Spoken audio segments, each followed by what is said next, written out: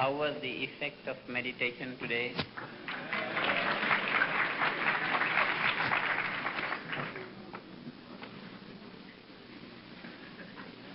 When I came here at about 5:45,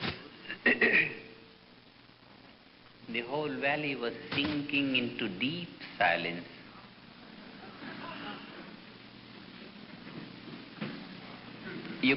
You could not have missed that even in your rooms.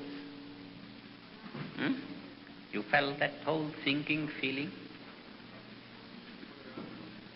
Some one or two men were here and there, not of our group, but they were moving as if in solid mass of silence, without leaving any vibrations around them. The whole air was just deeply sunk in silence.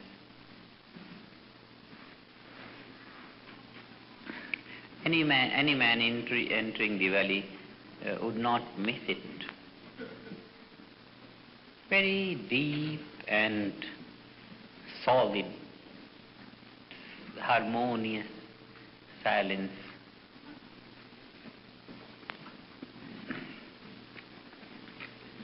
This is the intensified effect. 700 rooms producing that influence of deep peace. If we could have some such groups in different parts of the world, in no time the basis of permanent peace could be laid out. Just this. The whole effect is so physical. The whole effect is so physical.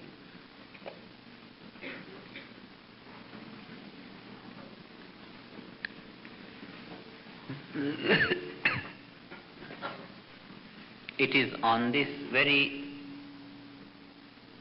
perceivable result that we say, if people will begin to meditate, the whole atmosphere will be more harmonious, less hostile, and more conducive to life and progress on all levels.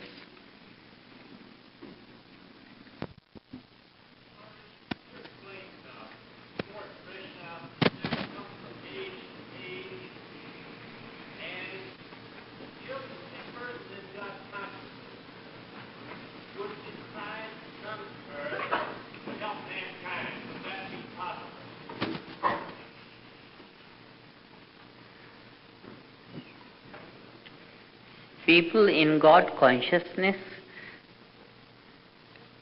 they do help the people, but until the body lasts.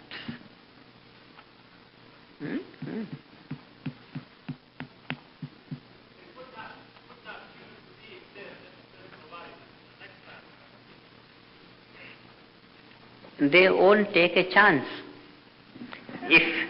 If they want to continue, they will continue, but wouldn't like to go and come. Going is disallowed.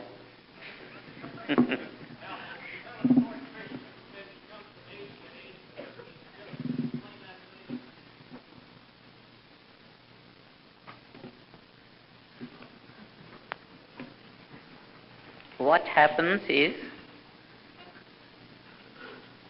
that the purpose of creation is evolution, and innumerable laws of nature are engaged in creating things and in evolving them.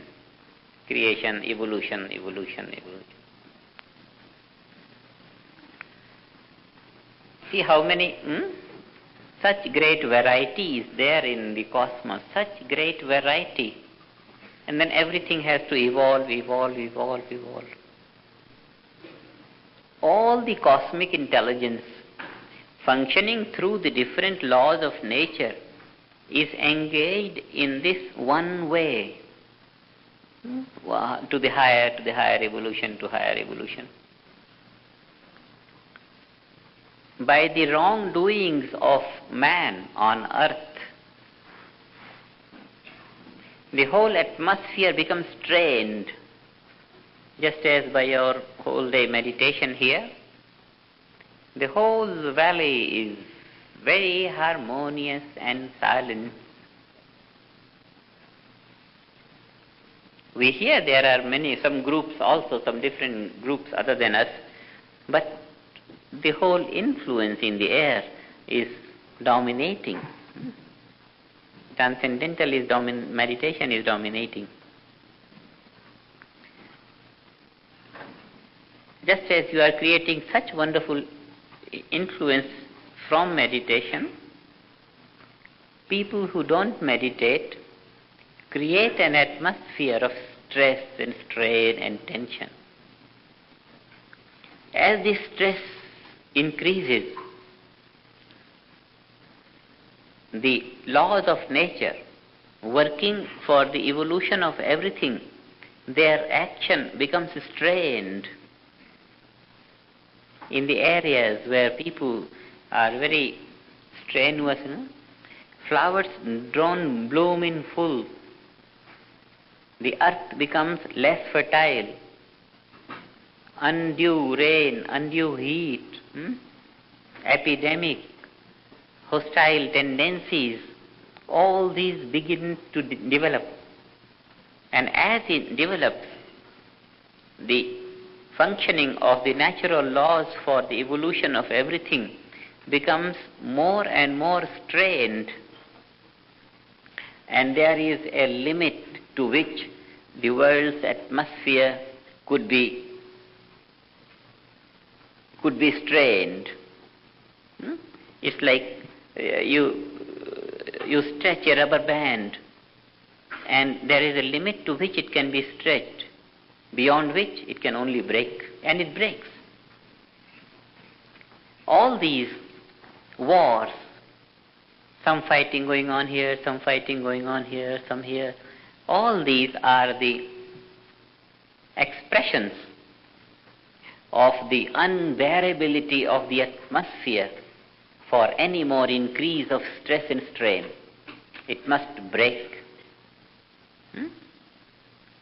It is the experience of all the people, if not of us, of people in the previous generations. There is a world war, and then the war is over, maybe in 2 years, 5 years, whatever. And then there is a lull for 20, 30 years. In that 20, 30 years' time, the people in the world have again strained the atmosphere. And now the breaking point comes, and it breaks here, and it may break here, it may break here. So, just as in the system is so framed that it keeps on eliminating stress and strain every night. Due to rest, stress and strain gets eliminated. But if it's more than what can be eliminated in one night, then it starts accumulating, and then the system can take so much and no more.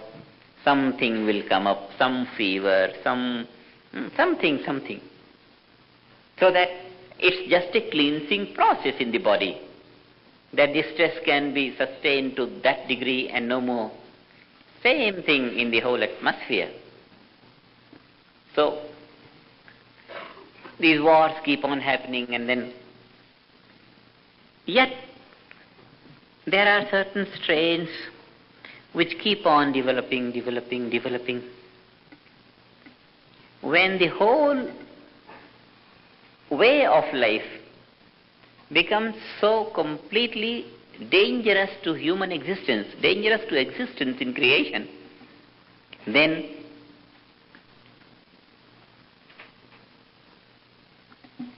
in Gita it is said, dharma is in danger. Dharma means that which upholds, that which sustains And what sustains? That cosmic intelligence working through the laws of nature. Sustain. So when the laws of nature can no longer work, they are hampered. When they are that hampered to a very great degree, and there is no chance of any further progress, a sort of jam is found on the path of evolution. To clear that jam, some more powerful personalities come in. They clear the jam and establish a way of life which will naturally allow the people to produce more harmonious life-supporting influence, so that life-supporting influence could sustain the creation and sustain the laws of nature. And once revival comes and the way of life is revived, life-supporting influence starts to be emitted in the atmosphere. After some time, again man forgets. The whole thing becomes jumbled up. Again something comes, again something comes. Like that, revivals keep on coming, of different intensities.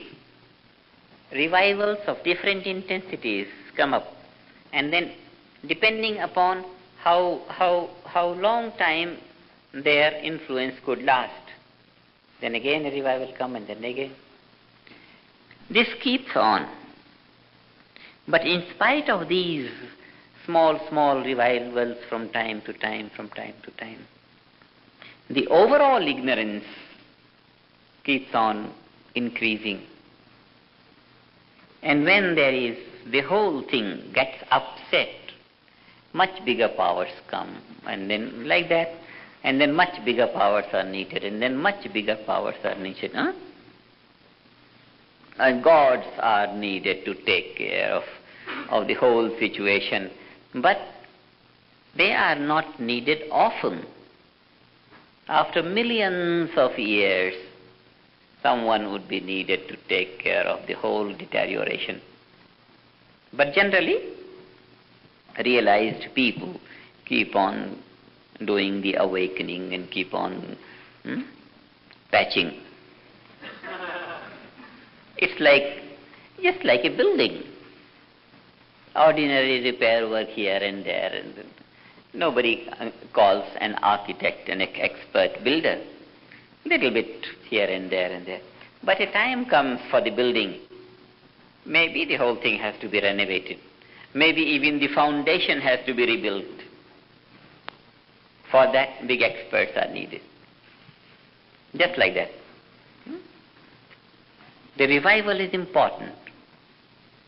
And it is a natural process in creation. Individuals have little importance in this field. It's not the individuals, it's the time that does it. It's Mother Nature that does it. Individuals have no significance. They are just the mouthpiece of. So, all the revival, it's all brought about by the Almighty Nature, that's all.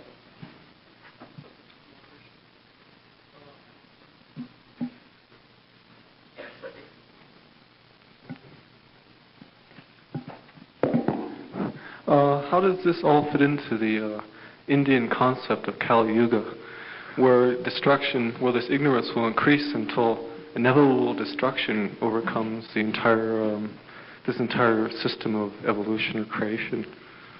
And how does transcendental meditation fit into the Kali Yuga, and so on?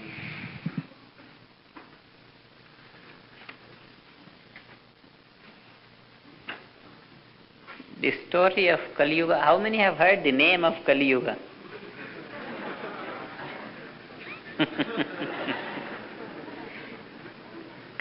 It's not so bad as it appears on the books.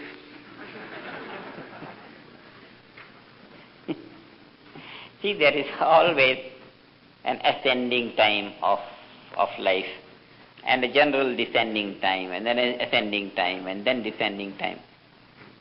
Kali Yuga is a time which is a time for descent, overall descent.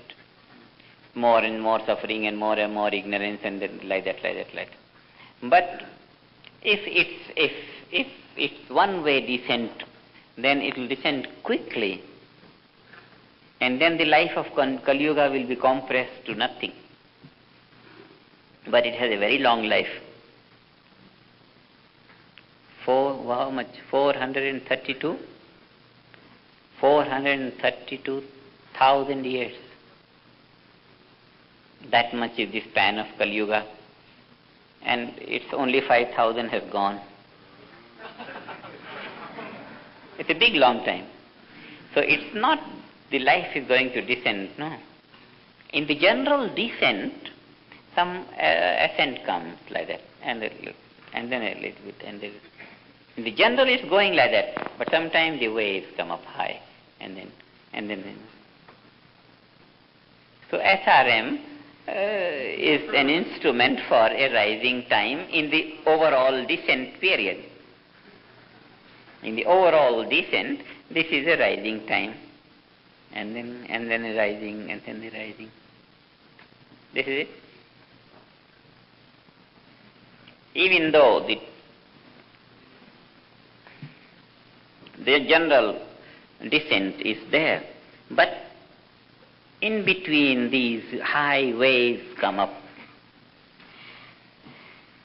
and if our efforts could really bring this message to every home in the world,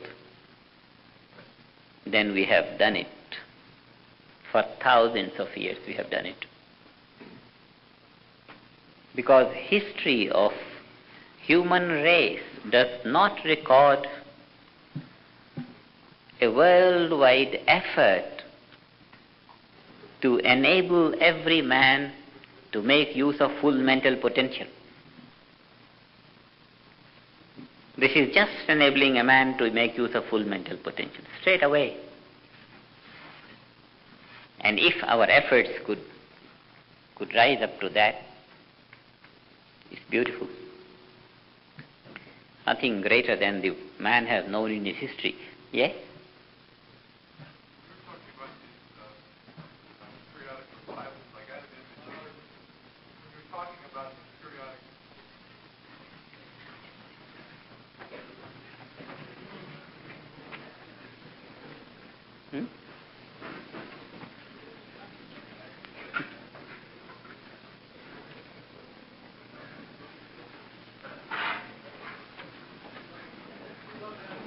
All right.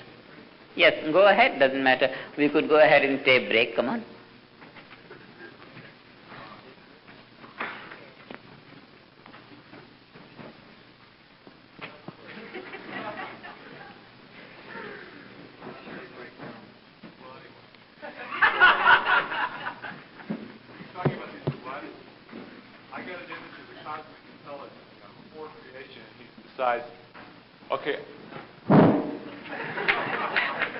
I got an image of the cosmic intelligence before creation saying, okay, now I'm perfect and I'm going to make a perfect universe, and I'm going to watch it work and I'm going to get a big charge out of it. So he makes his universe and some time goes along and he sees it's not working out right, it's running down. And so he says, well, okay, I'll send Krishna and I'll fix it up, But the thing is that he keeps having to do this, and I see him after several hundred cycles, scratching his head, wondering what went wrong. I'm perfect. How could I make a mistake? Yet there's something wrong here because I keep having to fix it. So why couldn't the cosmic intelligence just set things up so that everything would run smoothly and it would just be all upward evolution and there would be no need for Krishna? I think cosmic intelligence lacked one intelligence.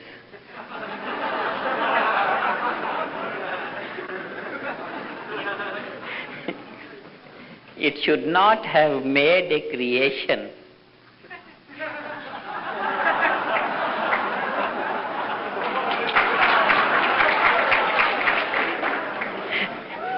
Because creation means many things. Many things means some less and some more and some more and some most. To create variety, the cosmic intelligence could not but create more evolved life. And when it created more evolved life, more evolved means ability of greater knowledge, ability of greater power, ability of greater freedom. This one thing is worrying you: freedom. In the process of manifestation of life, some is very low, some is high, some is not free at all, completely bound, and a level of creation is there which is free to act. Now, cosmic intelligence has filled absolute bliss and made it omnipresent in and out of everything. But because it had to create for the sake of cosmic creation, it had to create strata of life where life could be absolutely free. I can do what I like. Really, I can do what I like. That thing, even though bliss is omnipresent in and out, but because I am free, I may choose to live that bliss all the time, or I may choose not to live it. I may choose to go ahead on the path of evolution, or I may choose to go the other way. So this has been the difficulty of cosmic intelligence, which it could not overcome with the desire of creating universe. And cosmic intelligence could only work with a desire of creating big, huge variety, entire cosmos. The man's species, he had to create. He could have created differently, but he must have given to that nervous system freedom of action. It was inevitable, because the least life and better life and better life and better life, like that.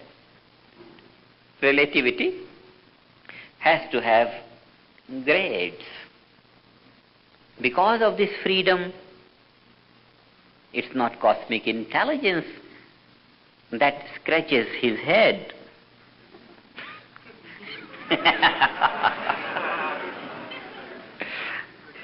It's the man who had to find his way out. And then it is the cosmic intelligence, by virtue of it being cosmic, that the entire setup of cosmic life is running automatically. The whole set is maintained in a channel, upward channel, systematically, always upward, higher life, evolved life, more evolved life. But man forgets his ways of life. He forgets that there is being inside. He just forgets that there is infinite energy and intelligence. For power he runs out. For knowledge he runs out. For happiness he runs out. For life he runs out. This is the deplorable state of human intelligence, that human intelligence brings upon itself. Aided by cosmic intelligence, human intelligence is cosmic.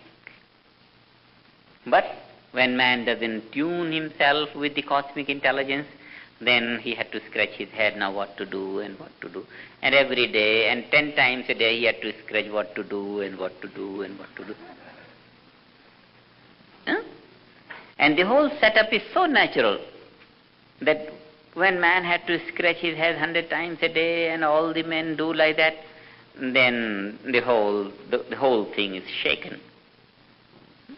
Naturally, someone comes and say, come on, you are inside, experience it and be it and accomplish what you want, and you don't have to suffer, and go ahead, meditate. The whole setup of cosmic intelligence is very, very automatic and nothing to be blamed, only man has to be more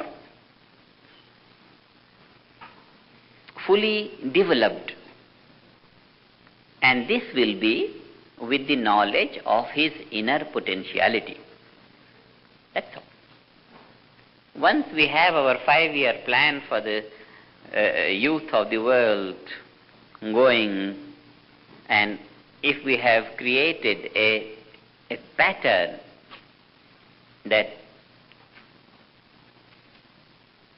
every father will give a copy of the 5-year plan to his son on his 13th or 14th birthday, if this could be a thing, in some way, if the children could start meditating and communicating to that cosmic intelligence within, to that being at the age of 13, 14, 15, something like that, we'll have all the people working in tune with cosmic intelligence, and then Krishna would not be needed and nobody would be needed. The whole thing will go on automatically in every home. Revivals will not be needed because extinction of knowledge will be missing.